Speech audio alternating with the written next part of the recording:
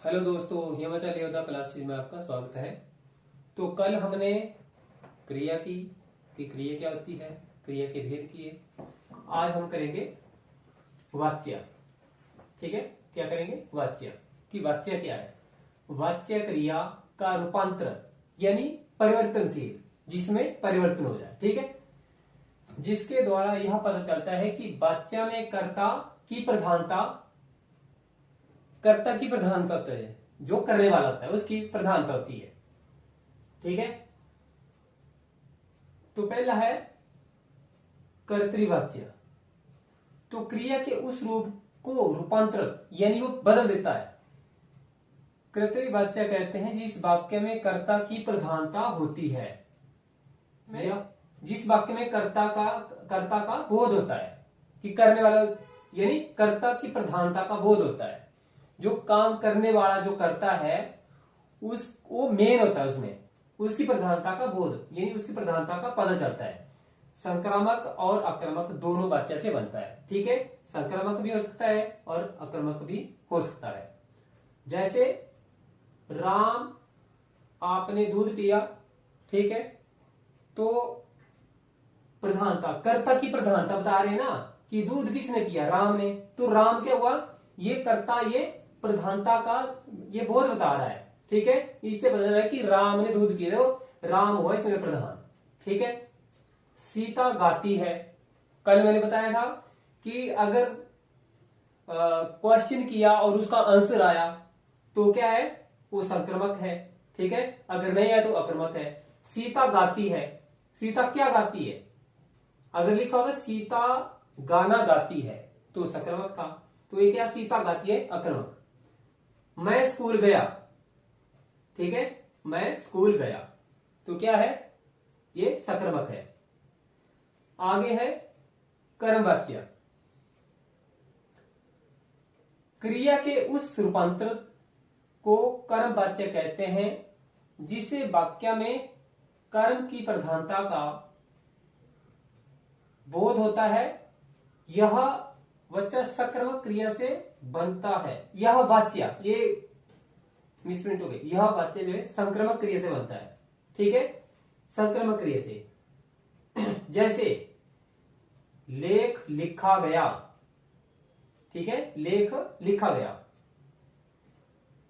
गीत गाया गया, ये संक्रामक क्रिया है। पुस्तक पढ़ी गई यानी कर्म वाच्य, यानी कर्म हो रहा है। क्या हो रहा है? लेख लिखा गया। ठीक है, क्या लिखा गया? लेख। ठीक है, तो एक कर्म हो रहा है, लिखने का काम इसमें हो रहा है। ठीक है, गीत गाया गया, ये भी कर्म हो रहा है कि जो गीत क्या गाया जा रहा है, गीत गाया गया। पुस्तक पढ़ी गई, ये कर्म हो रहा है। ठीक है, पढ़ना क्या है? कर्म है। गीत गाना कर्म है और कुछ हम लिख रहे हैं तो वो कर्म है। ठीक है, इसलिए कर्म वाच्य क्या है? कर्म वाच्य का ये बोध करा रहा है और संक्रामक क्रिया का ये बोध करा रहा है। आगे है भाववाच्य क्रिया का रूपांतर। ठीक है, भाववाच्य कहलाता है जिस वाक्य में भाव की प्रधानता का बोध होता है। यह वाच्य, ये बच्चा लिख दिया है, आक्रामक क्रिया से बनता है। ठीक है, ये आक्रामक क्रिया से। ठीक है, जैसे मुझसे चला नहीं जाता। ठीक है, चला नहीं जाता, मुझसे चला नहीं जाता, ये भाववाचक है। ठीक है, मुझसे चुप नहीं रहा जाता। सीता से हंसा नहीं जाता। हंसना, रोना, खेलना, सोना, ये सारी, उड़ना। ठीक है, ये सारी क्या है? ये आक्रामक क्रिया है। ये सारी क्या है? आक्रामक क्रिया है।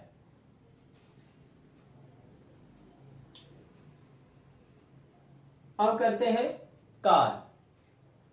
यानी काल क्या चीज है? यानी काल, जिससे काल तीन प्रकार के होते हैं: वर्तमान काल, भविष्य, भूतकाल और भविष्य काल। ठीक है, यानी काल से हमें किसी क्रिया के होने का बोध होता है कि ये कौन से काल में एक कार्य हुआ।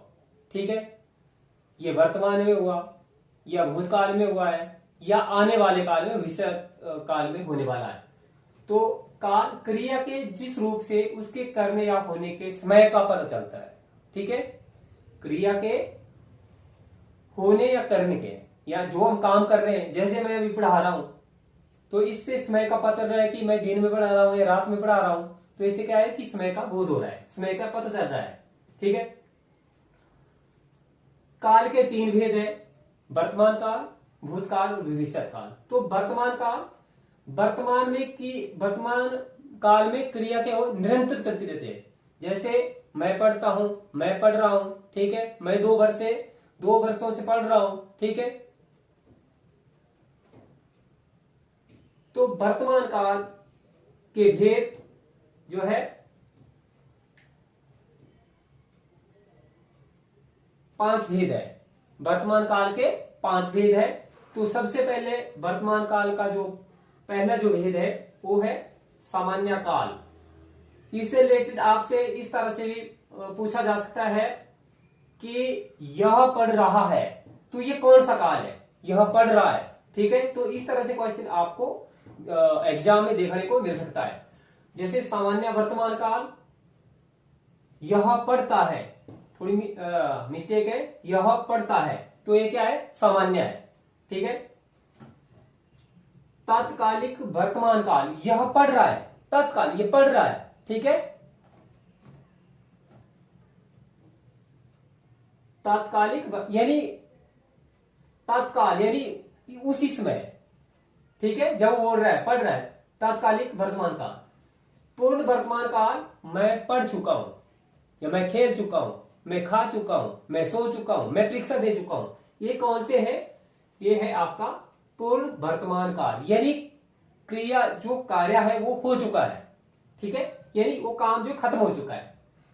संदिग्ध वर्तमान काल, वह पढ़ता होगा, यानी पक्का पता नहीं है कि वो पढ़ रहा है कि नहीं। ठीक है, उसको देखा नहीं है मैंने कि जैसे मान लो कोई बच्चा है, पेरेंट्स ने उसको रूम में रखा है पढ़ने के लिए, तो ठीक है, अगर कोई उससे पूछता है, उसका दोस्त आता है, तो वो ऐसा बोलेंगे कि कमरे में वो पढ़ रहा होगा। तो क्या है वो, संदिग्ध वर्तमान काल है, पढ़ रहा होगा। ठीक है, जब ऐसा आएगा, पढ़ रहा होगा, खेल रहा होगा, देख रहा होगा, खा रहा होगा, तो क्या आएगा, संदिग्ध वर्तमान काल होता है। ठीक है, संभाव्य वर्तमान काल, वह पढ़ता हो, वो खेलता हो, ये संभावना है।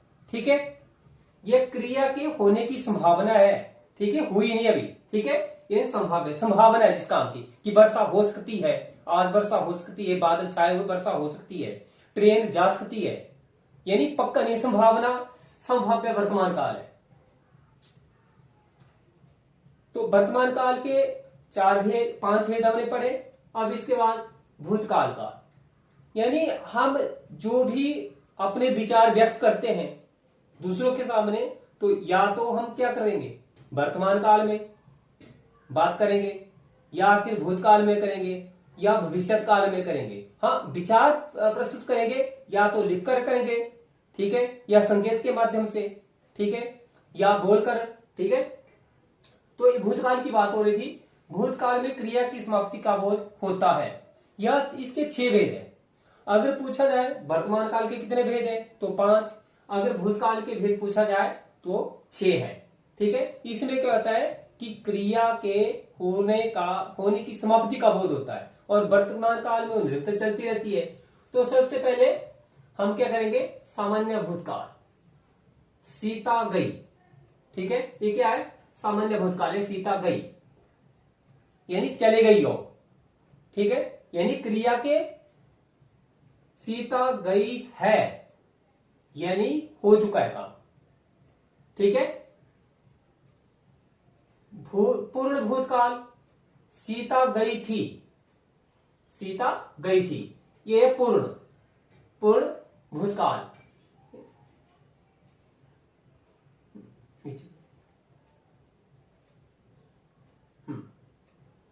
सामान्य भूत, सीता गई, ठीक है, आया गया, खेला कूदा, ठीक है, तो ये क्या है, सामान्य। और आसन भूतकाल, सीता गई है आ रहा है ना, लेकिन गई है, चले गई है मतलब। ठीक है, तो क्या है, आसन भूतकाल है। पूर्ण भूतकाल क्या हो गया, सीता गई थी। ठीक है, ये पूर्ण की चली गई थी, सीता गई थी, ये है पूर्ण। ठीक है, सीता गई आसन भूत है।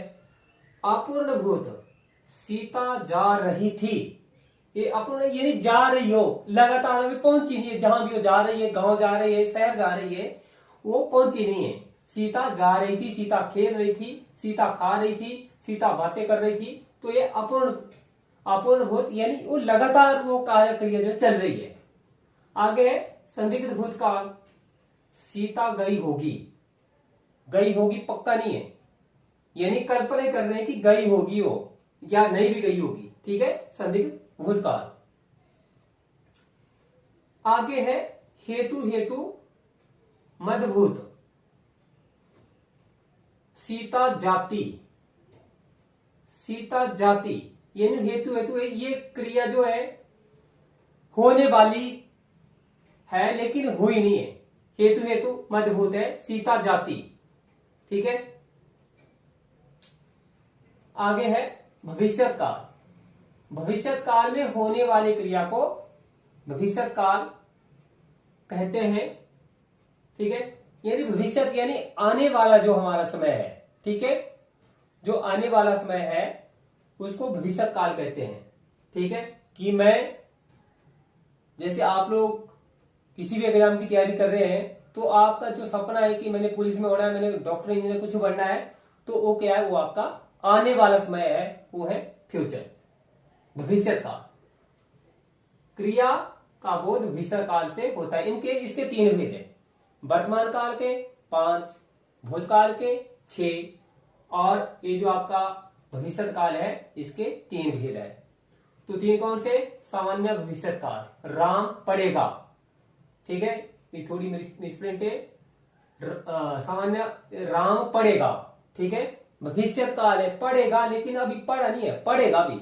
ठीक है, ये आने वाले समय का बोध हो रहा है कि राम पढ़ेगा। संभाव्य भविष्यत काल, संभव है राम पढ़े, संभावना है कि राम पढ़े। ठीक है, ये हेतु मत भविष्यत काल, छात्रवृत्ति मिले तो राम पढ़े, यानी क्या है हेतु ये क्या है कि ये एक दूसरे के ऊपर डिपेंड है। ठीक है, कि छात्रवृत्ति मिले तो राम पढ़े, यानी क्या है, ये छात्रवृत्ति मिले। ठीक है, ये राम किसके ऊपर डिपेंड है, छात्रवृत्ति, तो इसको बोलते हैं हेतु मत भविष्यत काल। ठीक है, कि एक जो है दूसरे के ऊपर जो है डिपेंड है, राम किसके ऊपर डिपेंड है, छात्रवृत्ति के ऊपर डिपेंड है। तो ये थे हमारे आज वाच्य के भेद और काल के भेद हमने पढ़े। तो आशा है कि मुझे आपको समझ आ गया होगा और निरंतर लगातार प्रैक्टिस करते रहें कि जिस तरह से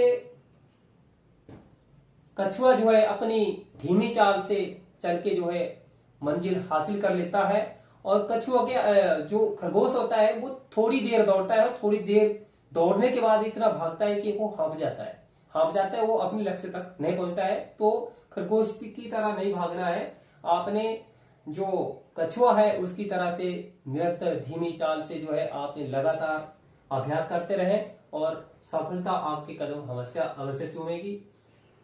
तो चैनल को लाइक करें, सब्सक्राइब करें, शेयर करें। धन्यवाद।